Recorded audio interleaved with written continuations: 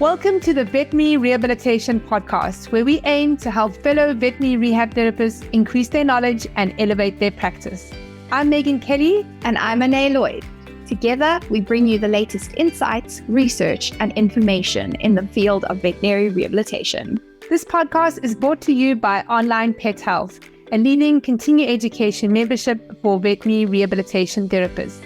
With Onlinepethealth, you'll have access to a wide range of online resources to help you stay up to date with the latest techniques, advances, and trends in the industry. Our podcast features in-depth conversations with leading experts in veterinary rehabilitation.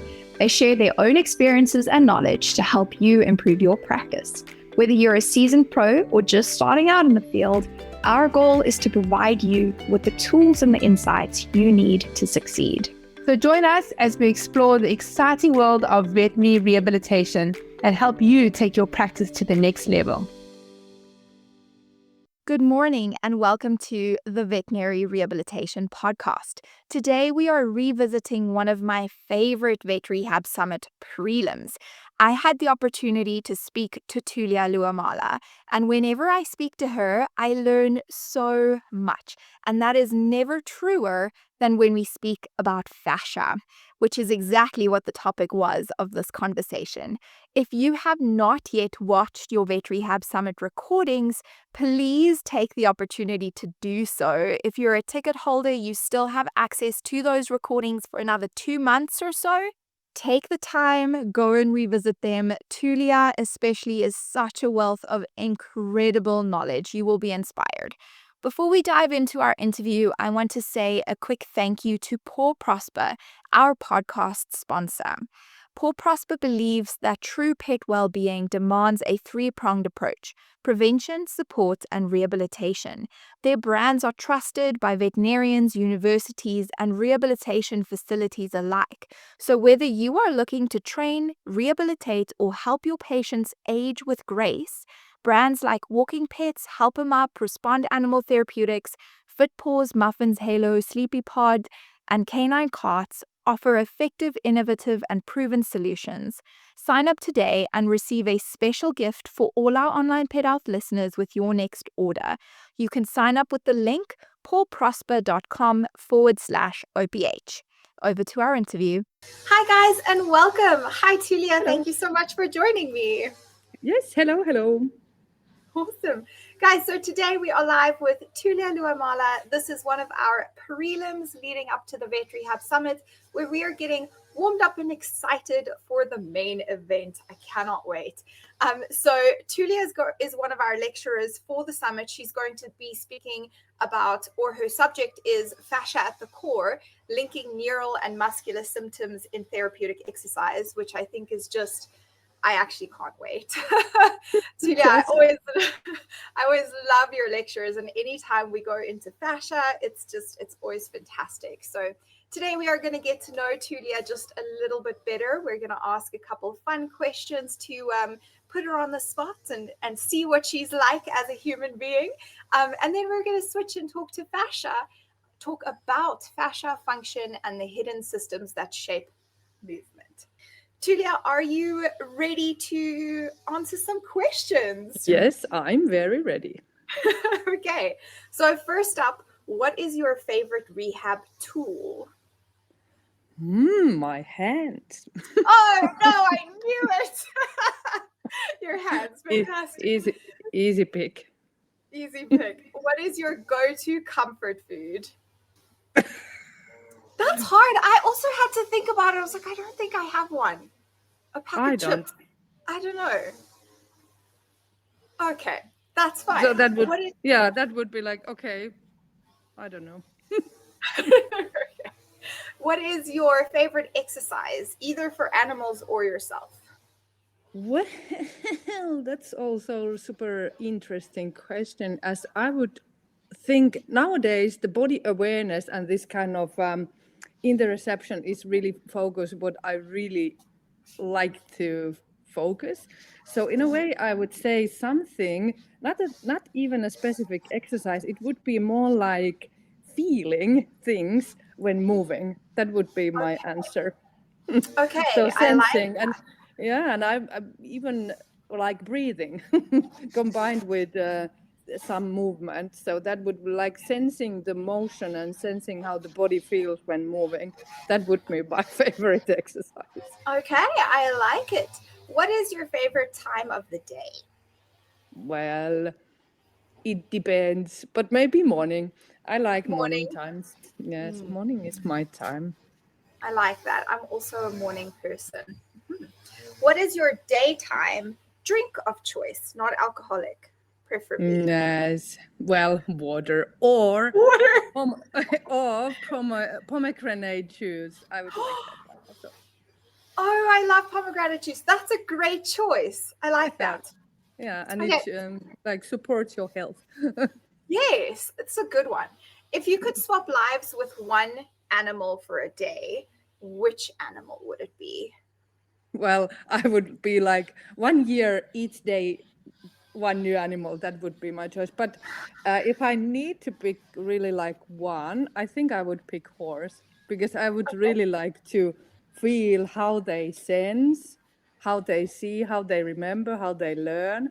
Because as we are working, of course we are working with dogs also, but horses in a way as a prey animal, I think they have so different world than we have. So I would like to be a horse one day to see like what kind of interoception they have and what kind of perception they have when we are working with them. So that would be my choice.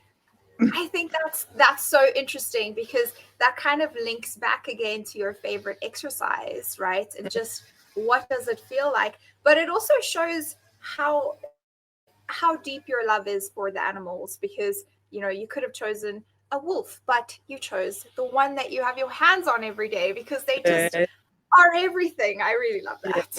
yes, and also with the 4 legs, it would be interesting to see Yeah. how fast you can go and that kind of thing. Okay, I like it. Okay, good. On a scale of 1 to 10, how important do you think this year's theme for the summit, Dynamic by Design, is for our profession and why? I would say like 10 plus plus. So Okay. super important. I think in a way movement is so essential and the basics that we all do, animals do, and we can express the things with movement and we can communicate with movement. So I think in a way it's really clever title, by Design, because that is also already giving you an idea that you are doing different things in different bodies. So if we think like what monkeys are made to do, what whales are made to do, what birds are made to do, what horses. So like the design is really different, but they all are dynamic. So I really like the title this year. And I think it's really essential to understand what we are asking from the animal, what we want them to do, and are they designed for that one? So I really like it. Oh, I love that. Okay, you've definitely given that one some thought. I like Good, it. good. And also, if we still think that what I think, which comes also in my presentation, that we are seeking balance and harmony. I think that is my main message also from this talk, but also in my talk that we want balance and harmony. How we can get that, and how we are going there. Because if we have natural way of moving, how we can get that one, what, for example, dressage or, for example, agility, what we do, how we can get this kind of harmony and balance there. I think that is really intriguing. I love that. Okay, so like on the one hand, the theme makes you think of what is the natural designed movement for that individual, and then on the other hand, from that performance perspective, how do we help our animals achieve that peak, the greatest movement that they can, the greatest control, and yeah, movement opportunity that's available. I really like that. Okay, so Tuulia, how would you describe fascia's role in shaping movement? I think this is really broad question in a way because fascia participates in force transmission. It is part of proprioception. It is part of sensing things. So it's really crucial when we are talking about the movement. And if we think tensegrity, it will be created from the cellular level to the whole body, and like the organ level and the system level, what we have there.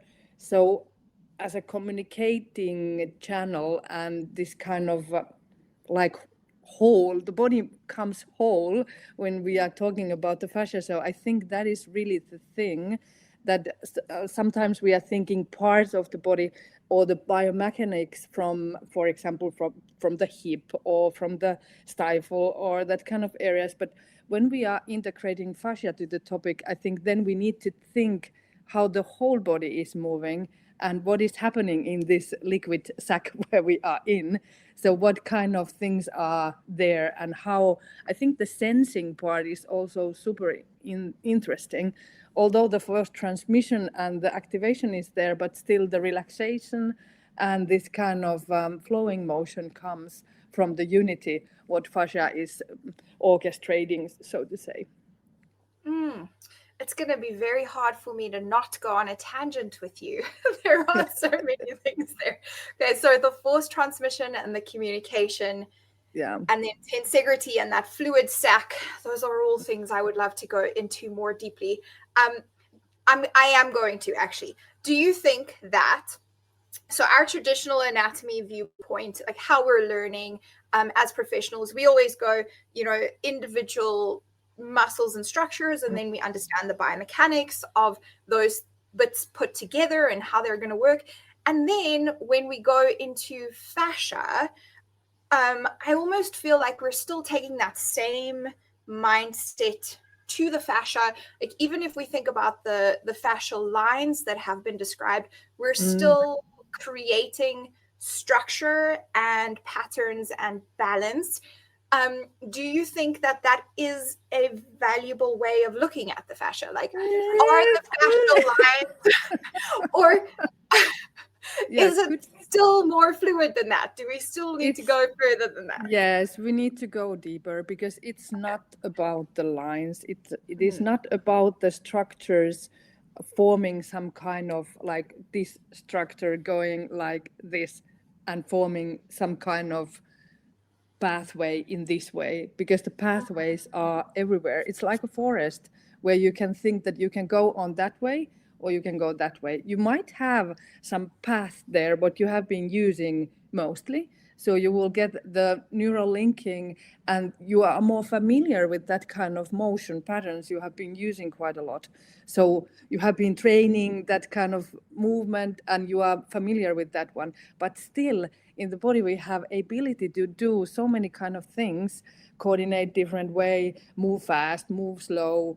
So it's really like I think the whole unity and the tensegrity gives a good example of that one, that it's not about the parts, it's not about the lines, but we need to go deeper and think how everything moves together in balance, in harmony, and what kind of ways we have to influence on that one. Not only thinking exercise by isolating it in one joint, but thinking how that one part is part of the whole body, and what kind of things we can then think. Because of course, when we see things, we are looking for flowing motion, we are looking for this kind of like a balance, and when things look nice and beautiful, we are like, oh, it's so nice, it's looking very nice.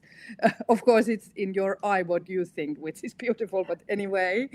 But if we are then thinking like, okay, this tiny little joint has a problem, what the whole body can do to help this tiny little part, and what maybe we can mobilize one part, fine.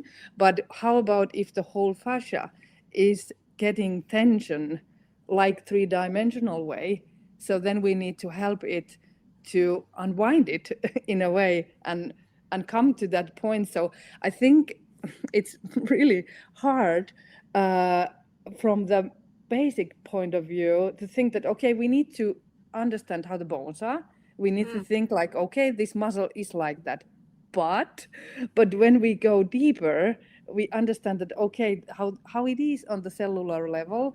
We have this kind of mechanotransduction going like this. We have the sensory system, we have mechanoreceptors, we have free nerve endings, we have, and like muscle spindles and GTOs, they are also like the wisdom of the muscle, so to say. So how the muscle knows how much power I will put.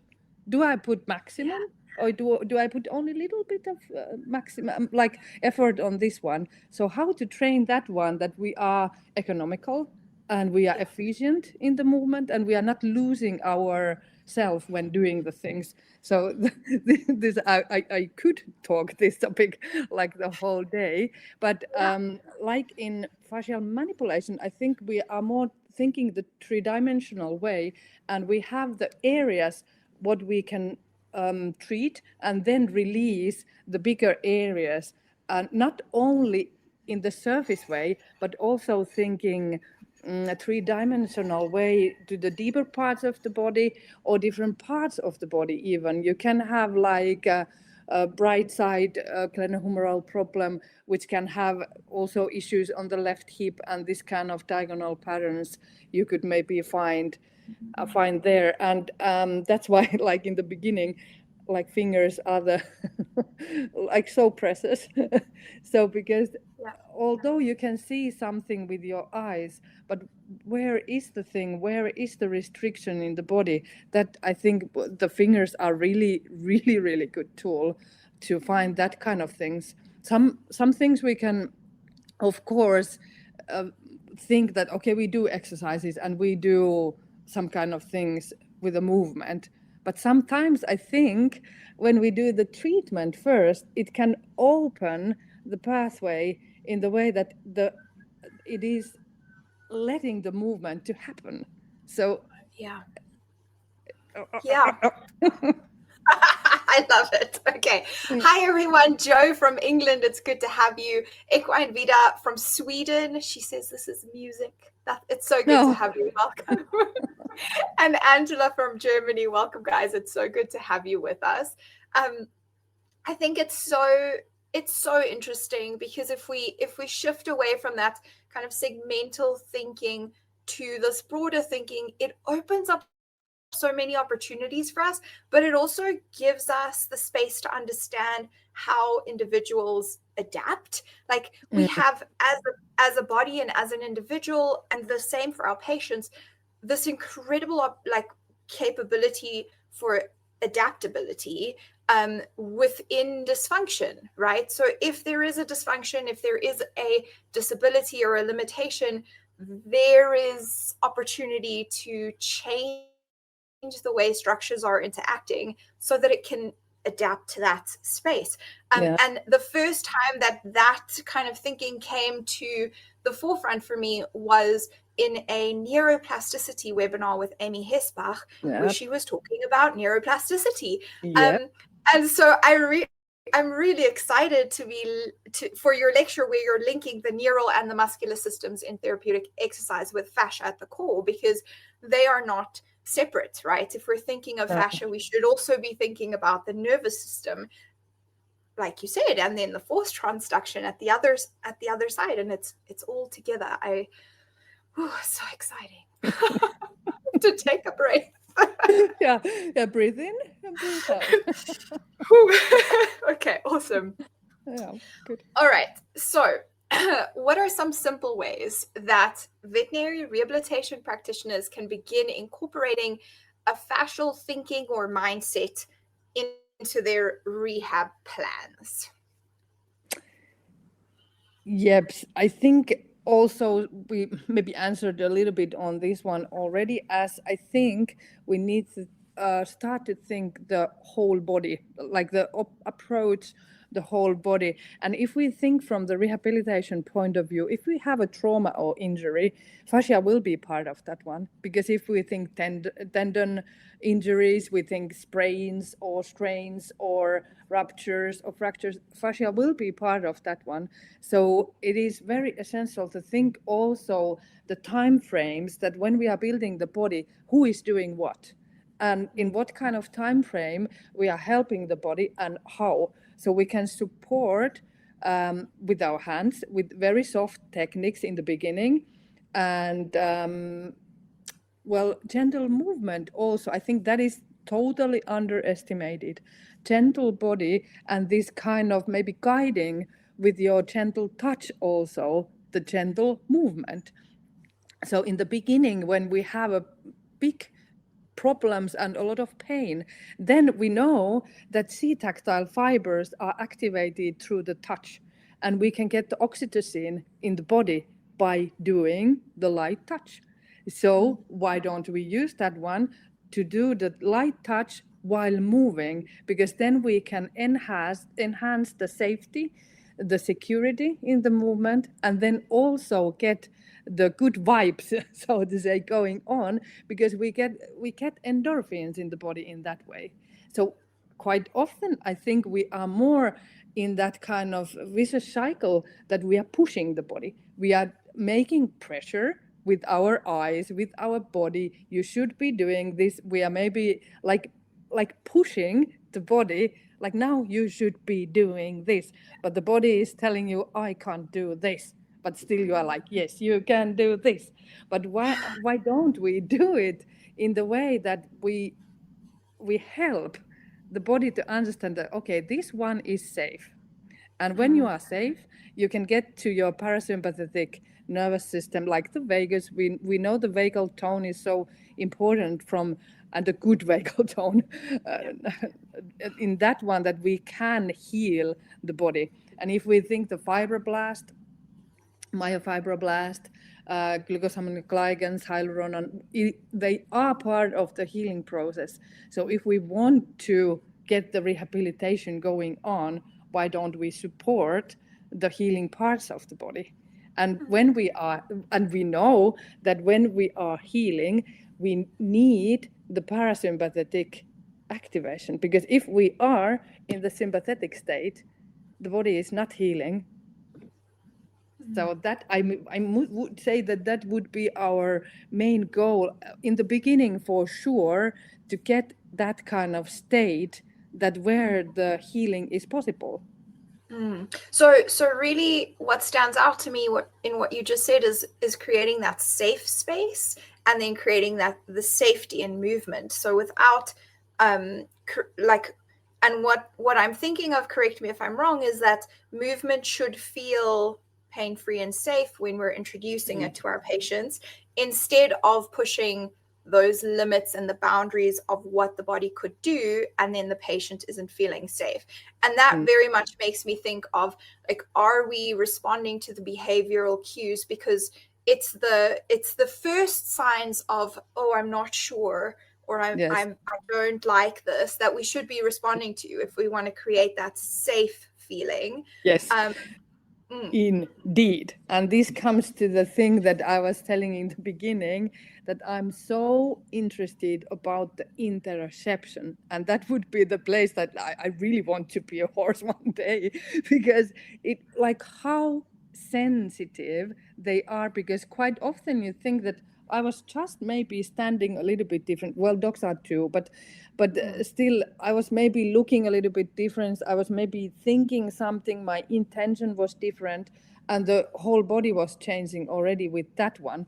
So I think quite often we do,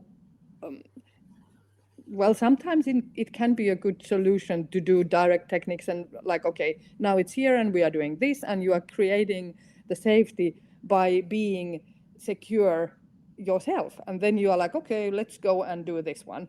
I have a 3-year-old foal, and she's really super sensitive, but at the same time really this kind of, I can do it my own.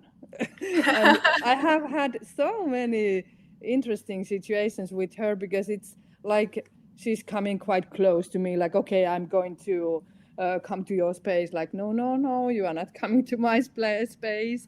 And still, like, she's really clever and showing things really interesting ways. So it's like really interesting to work with her. If I now compare to my 16-year-old, who has been with me from the day she was born, so, like, when I'm breathing, she knows that, you want to have a canter. Yes, okay, I can do this. So it's so interesting when we have this kind of long companionships with dogs or horses, And if we think like those professional riders or good trainers, they are maybe not even able to say how they did what they did.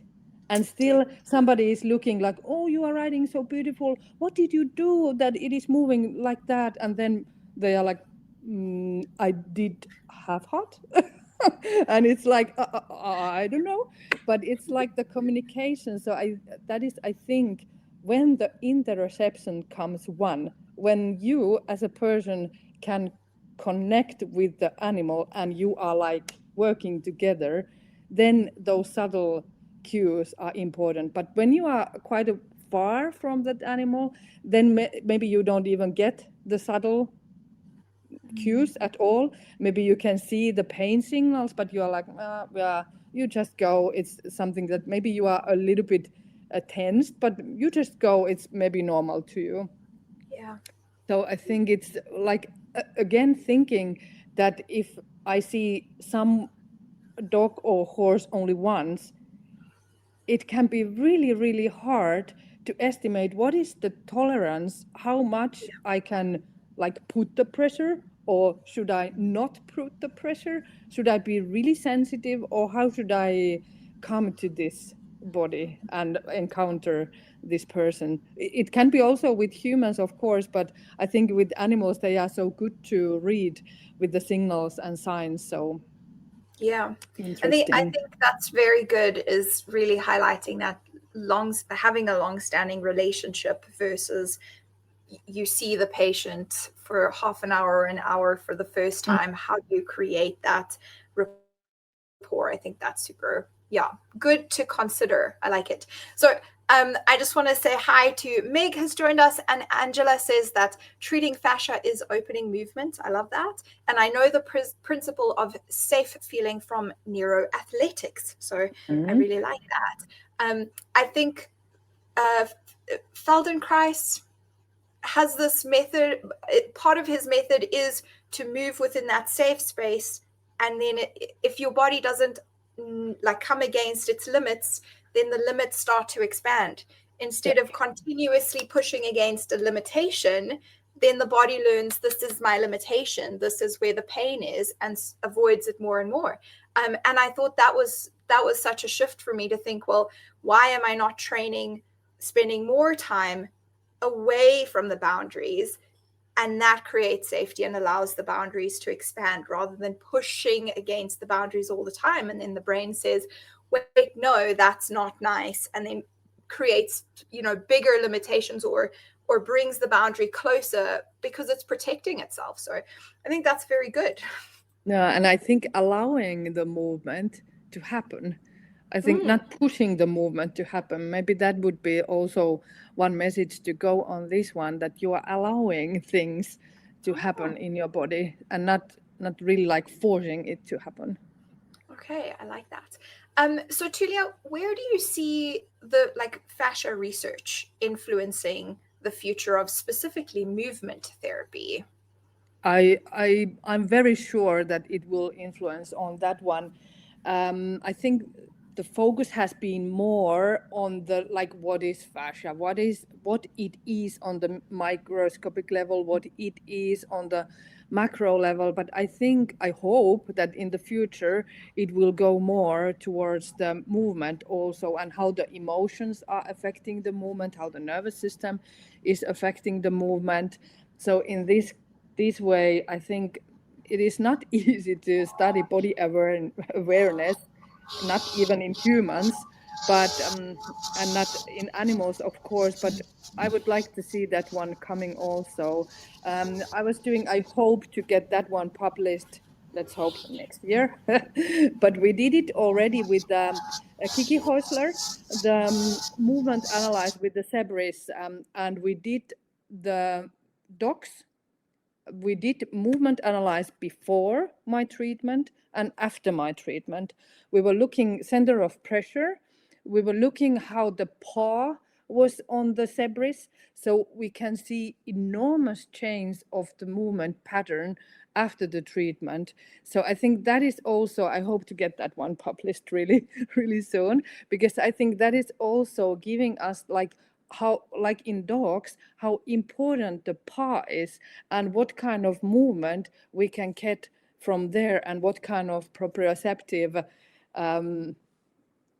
area the paw will be in dogs. So that will be really, really interesting, what kind of things we can find from the movement perspective, and thinking also what is natural and what is normal and what is balance and what is harmony. So there is so many things to look up for sure.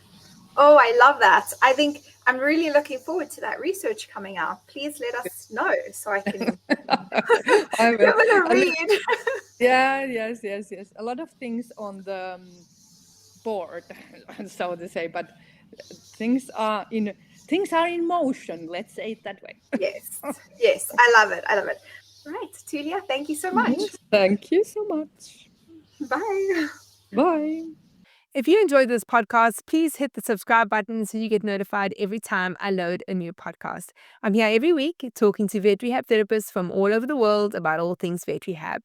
A big thanks to our sponsor, Paul Prosper. Their sponsorship allows us to be able to give this podcast to you for free, so please go and check them out, paulprosper.com. Don't forget to bookmark the next Vet Rehab Summit. It's on Saturday, the 31st of October, 2026. Come and be a part of the world's largest online veterinary rehabilitation conference created specifically for you, the vet rehabber community. Onlinepethealth members get VIP complimentary access to the Vet Rehab Summit. For more information about continuing education for vet rehabbers, you can go to onlinepethealth.com. And if you want access to our free membership, we update the webinars in this area every 3 months. You can sign up at onlinepethealth.com/free.